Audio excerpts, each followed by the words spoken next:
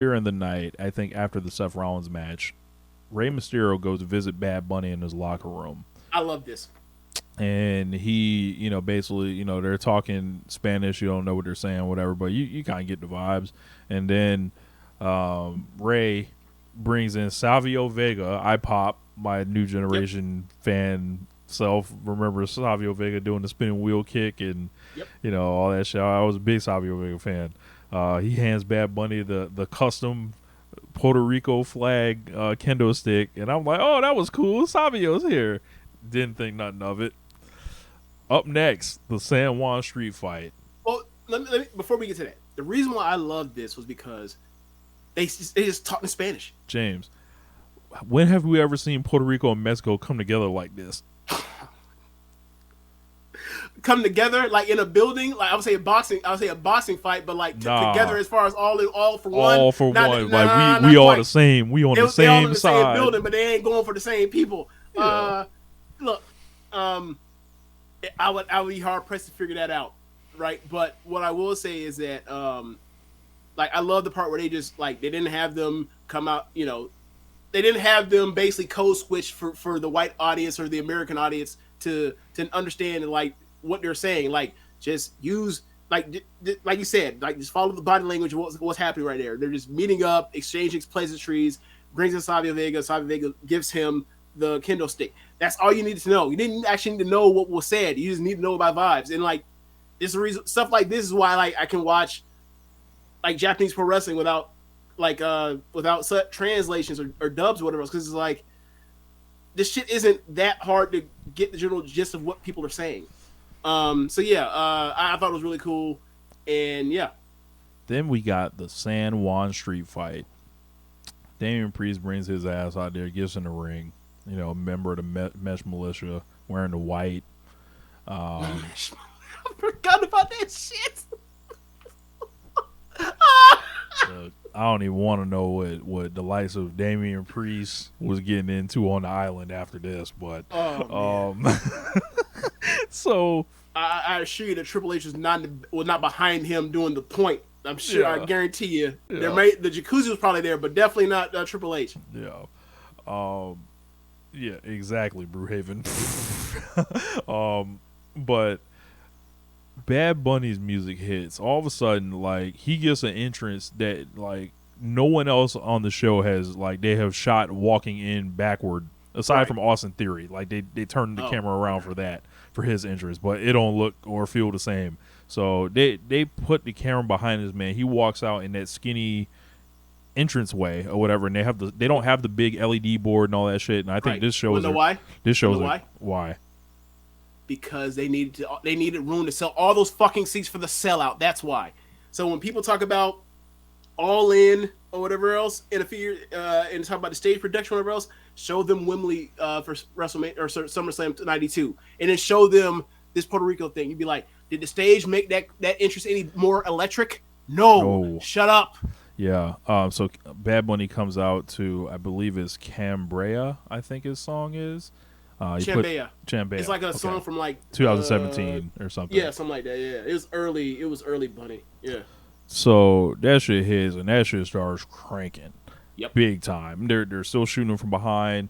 Whole crowd singing in unison, and it's like If I'm like, this is a superstar entrance. Yep. Oh my god! Like, and I was like It didn't turned feel like a up. wrestling match. It felt like a fighter coming out for the main event. That's what it felt. It felt Right. like walkout music. It was awesome. Right. And then like about midway up the aisle, Bad Bunny turns around, decides I forgot, my utensils, and he goes and grabs a shopping cart in the name of New Jack. At this point, I wanted the Bad Bunny music to keep playing, but unfortunately they cut it off. So he comes to the fucking ring with the fucking the shopping cart full of Yeah. weapons, trash, lids, more kendo sticks, chairs, Lead pipes that were never used, but lead pipes. bro.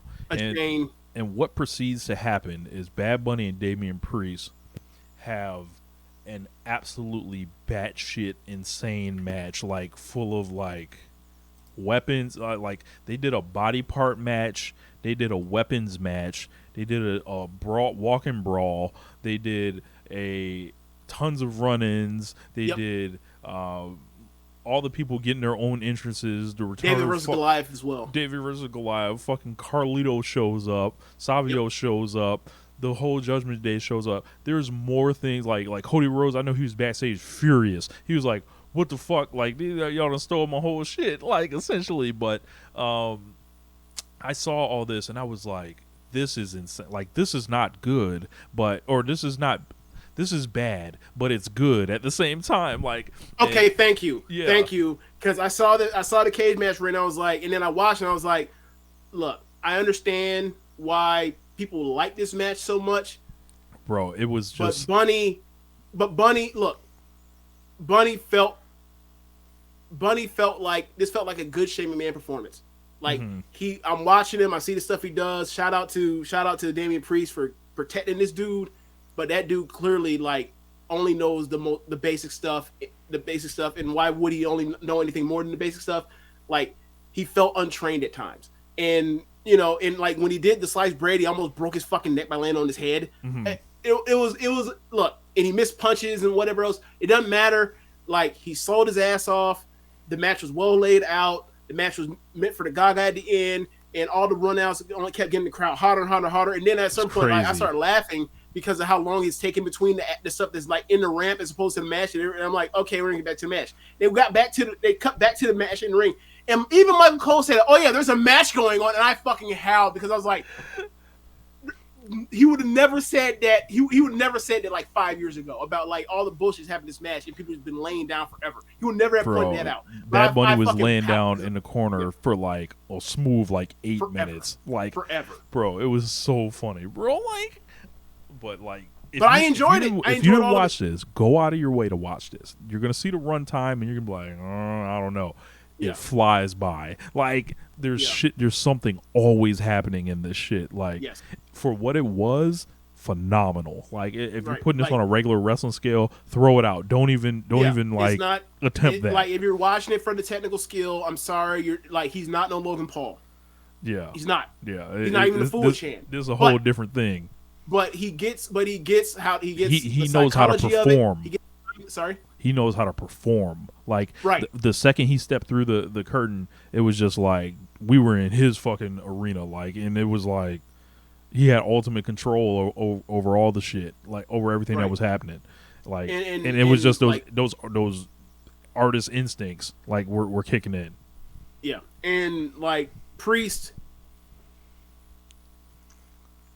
Look, we all know Priest can go.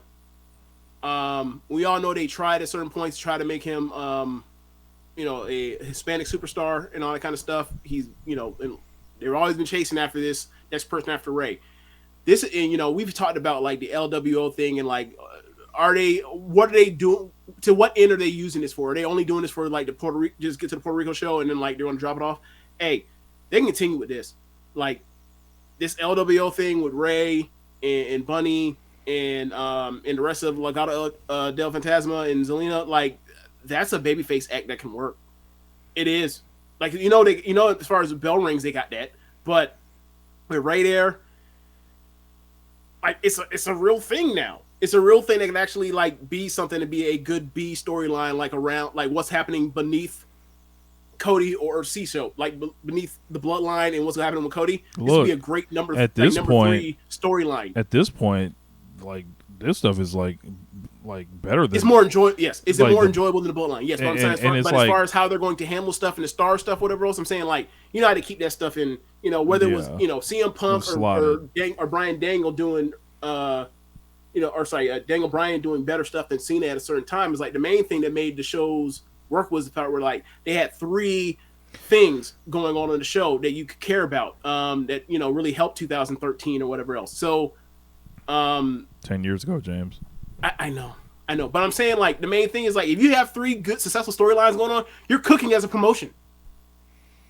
Like we have our things about how good the matches actually are and like the booking or like the way they portray wrestlers is geeks and whatever else. Oh, we gonna get to it. That's absolutely still there. But if you got the stories, you're up. Period. And if they want to continue with this is another thing in their favor of like the Brock and Cody thing that's going to continue, the bloodline thing. this, like you have 3 stories, The it seems to me, or 3, fuse programs, whatever else that are like actually like working. the only person that didn't come out during this was Invader number 1.